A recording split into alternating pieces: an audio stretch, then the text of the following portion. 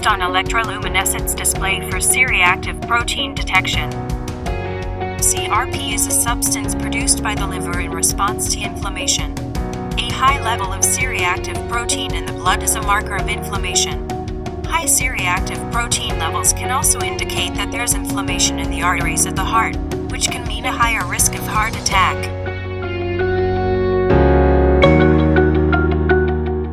This sensing display contains an array of sensing spots. On each sensing spot, the primary antibody was attached to the surface of electroluminescent display to capture an incoming of CRP. In the presence of C-reactive protein in human serum sample, it will bind with the pre-deposited primary antibody in order to detect. The secondary antibody conjugated with gold nanoparticles is added to bind with captured C-reactive protein at different epitopes.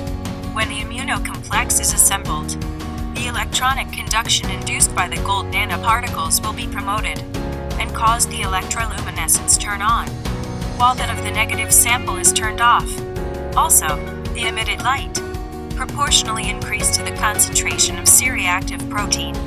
The higher the concentration of C-reactive protein, the higher the electroluminescent intensity was obtained. The sensing display is also capable of performing multiple assays, up to 8 measurements within a single device. This new sensing design not only provides the capability to perform simultaneous assay, but also increases the sample throughput and make routine testing more accessible. In this regard, the light emission was monitored through the built-in sensing function of a smartphone camera. Using such available devices, it offers several advantages in terms of simplicity, portability, versatility, real-time monitoring, and quantitative interpretation.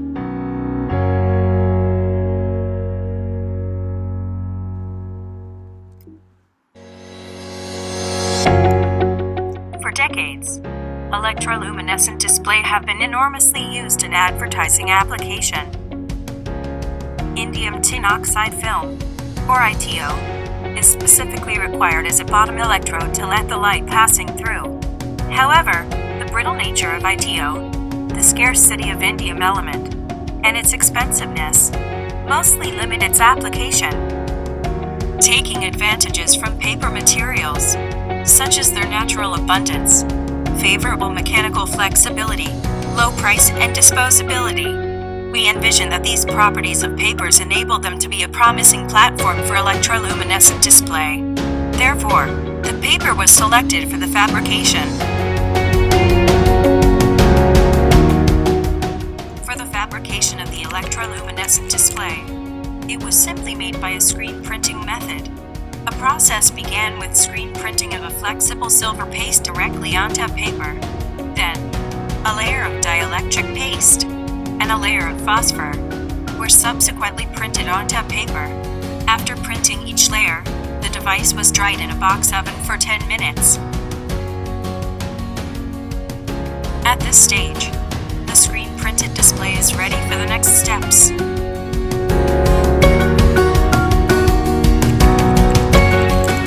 the next step, the chitosan film was casted on top of a phosphor layer, serving as an immobilization matrix for primary antibody.